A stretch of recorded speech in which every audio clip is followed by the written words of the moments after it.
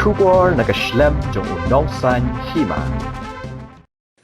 Menteri Rangba kajela ukonrat ke sangma habai keren bat kelat patai kebor hende kasengi ka arterik una opera arhajar arpo ula yutu ba Menteri Rangba adu kari unaran Ramadi ula bthai sabaro kejela bakin pendonkam ya kini kedawai injek shu Menteri Rangba ula yutu ru baha kajela mekhelaya kinong trai ka kot kakia kinyo nangkong ya kani kadawai Bat ia kani ula IT ha ki Deputy Commissioner jong ki district baper bakin penbek ya ki jaka bakin ai inject ya ki nong trai ka kot ka khia.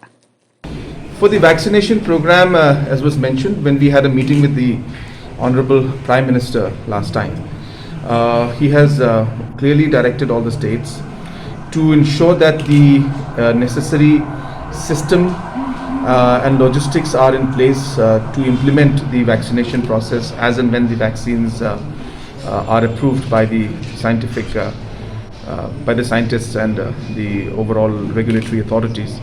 So basically for the state of Meghalaya, we have since the first phase will be a phase where medical and frontline workers will be the first to be immunized. So therefore it will be a slightly more structured and easier process because most of them will be able to go to the closest health center and receive the vaccination. So we are very much ready with that. We have asked all the deputy commissioners to ensure that the manpowers are put in place, the respective infrastructure are put in place.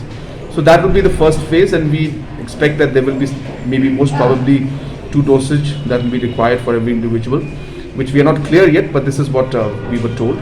So we will have to wait and see when the final information comes to us.